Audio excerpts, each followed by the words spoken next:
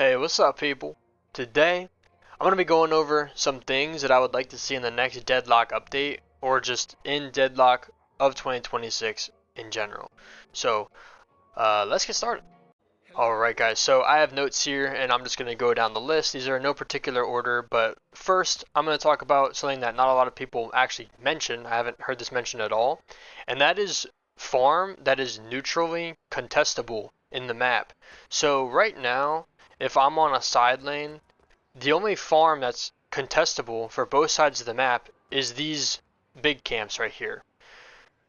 Nobody's doing these big camps until they have cultist, and the earliest you're going to get that is 8 minutes, and that's if you're rushing it specifically to do these camps. And you can't contest cultists, right? It just one-shots the minions, it just one-shots them.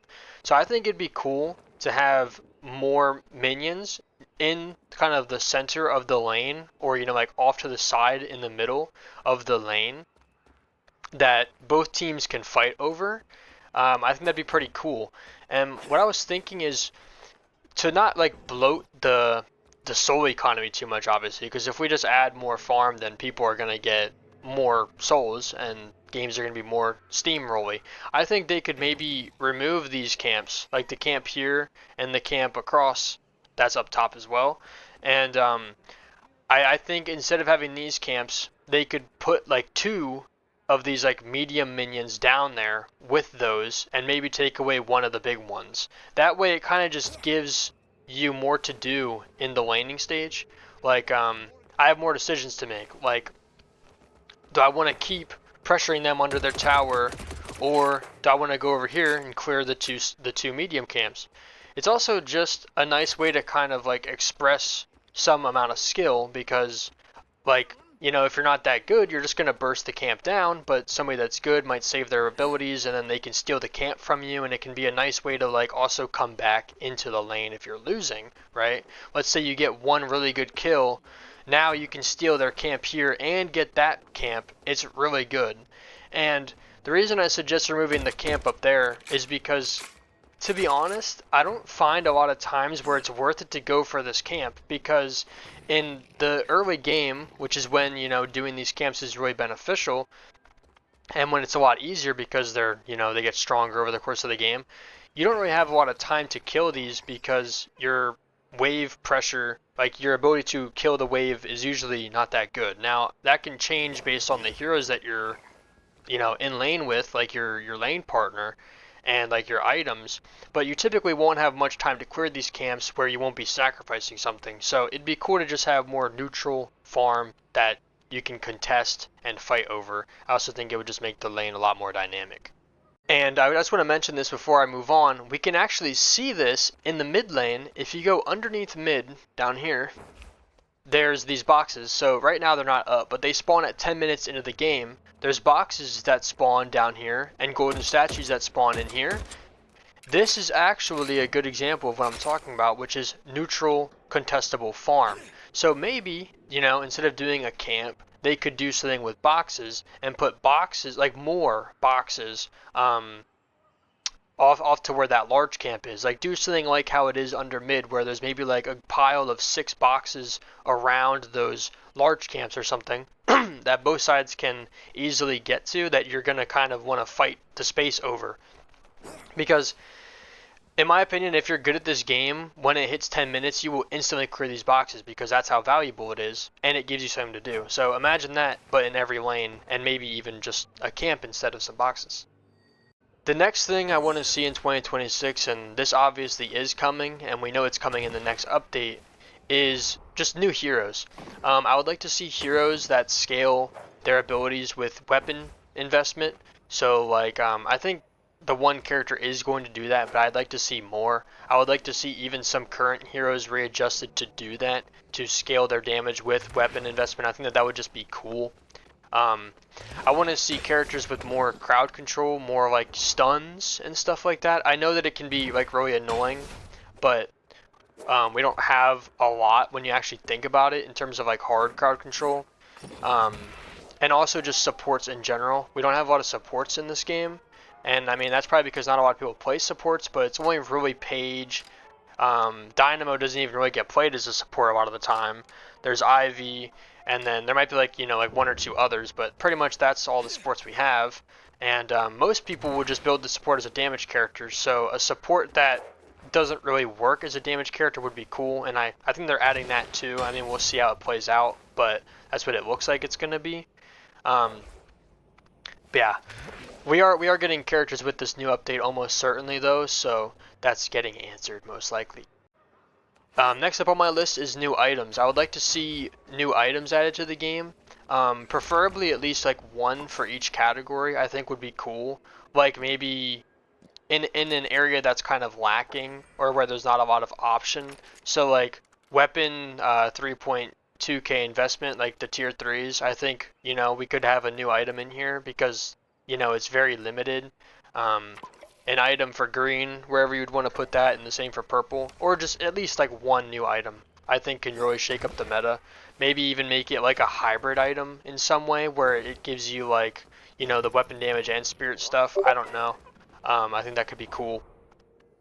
Just some kind of item that isn't like a magic carpet item that we're just using for fun and, isn't really actually super viable, is what I would like to see. And also just a reevaluation of the investment system. I think the weapon investment system is really actually in need of a rework, even though it kind of like just got changed to be what it is now. I think it needs a rework. It just doesn't seem like a good idea to keep it as it is now, where weapon investment gives weapon damage. I don't really know what the solution is, but definitely rework it, because it basically makes building actual weapon damage kind of useless unless it's glass cannon, because glass cannon also gives fire rate, and instead you just build fire rate, because pretty much the only stats you need is shred, fire rate, and damage.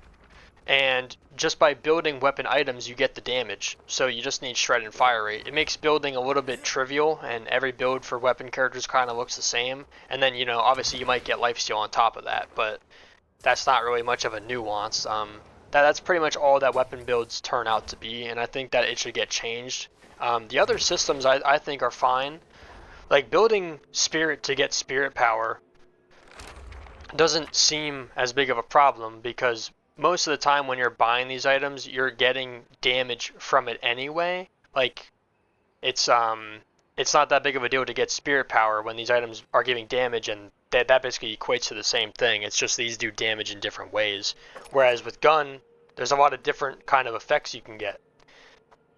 Now obviously, like, there is like knockdown and things, but even still, I feel like the numbers are balanced in a way where it doesn't feel super stupid, bar a few characters, and those characters just need nerfed, So I would like to see new items and the gun investment looked at.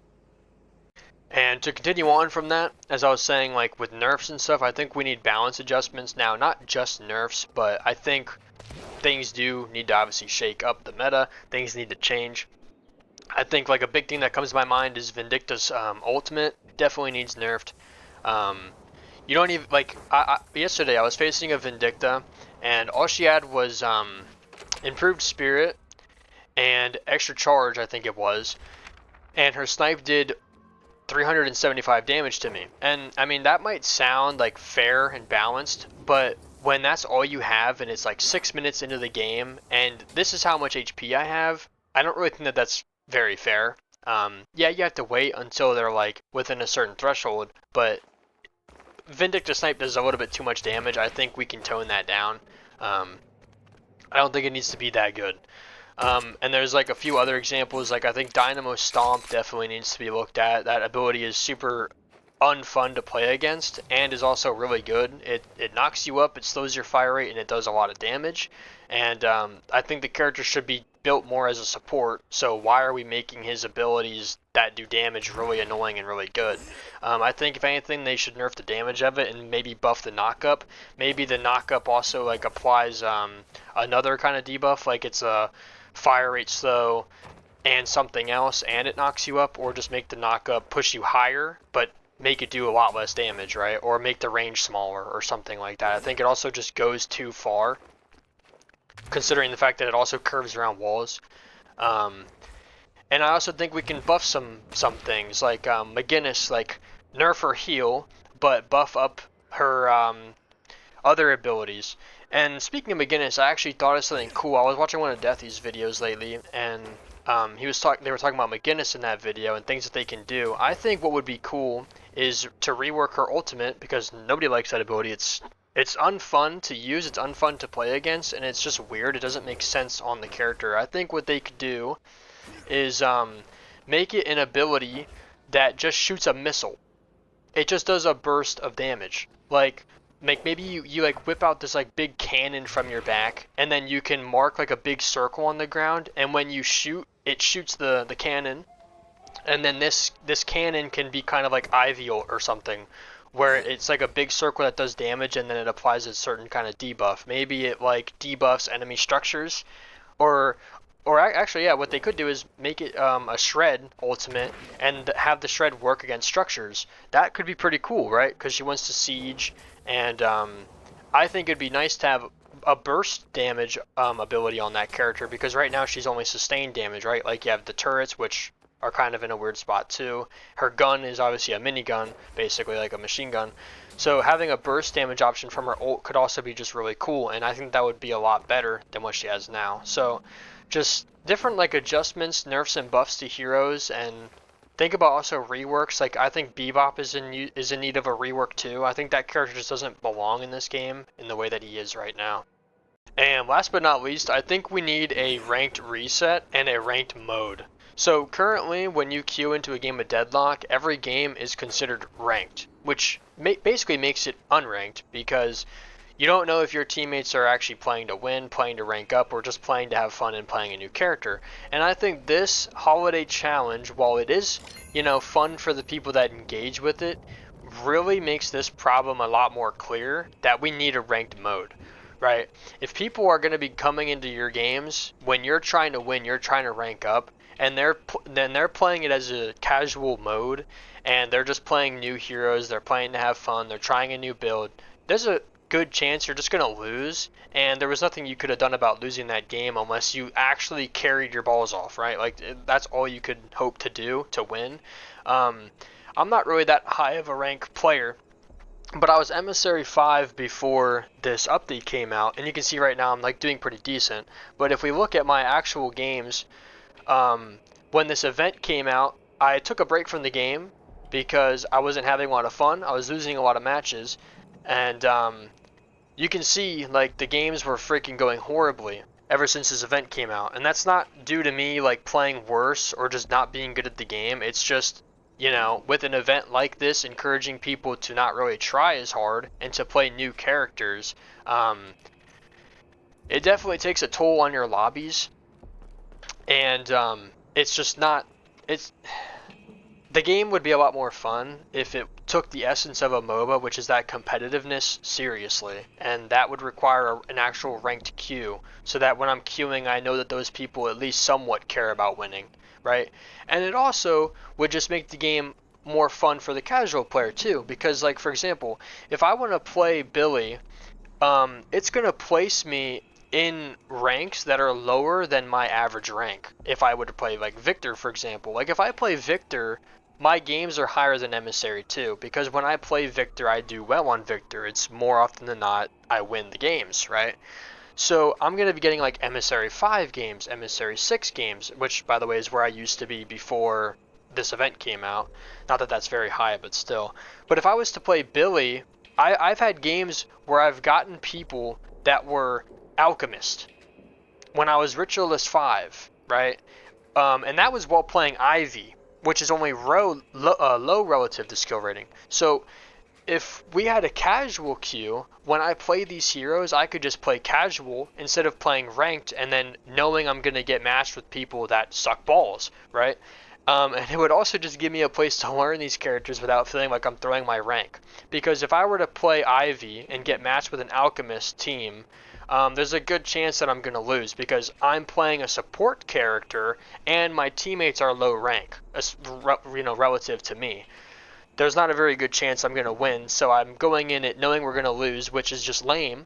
it'd be nice to play casual with this character instead, where it's just elo focused, like potentially, and I have a more likelihood of winning and therefore also having a bit more fun in the process. And then I think a ranked reset just comes along with that, because a lot of people I think are in my position where they deranked quite a bit from this event, and I think it'd be cool to just have a fresh start, especially if they're going to be adding so much to this update as they've said they would. And the last thing goes along with that, and that is just a readjustment of this system entirely. Like high relative to skill rating, low relative, lowest relative. I think if they're going to do a thing like this, they need to just double down and have a specific rank that you are tied to for each hero. Instead of this rank up here, a core skill rating, just have an individual rank for each hero, which is not a very good system, but it's better than this system. This system, in my opinion, sucks balls. Why are we ranked low in our matches because of our hero when our actual rank is whatever rank? It's not good, it's not intuitive, and it's not fun in my opinion.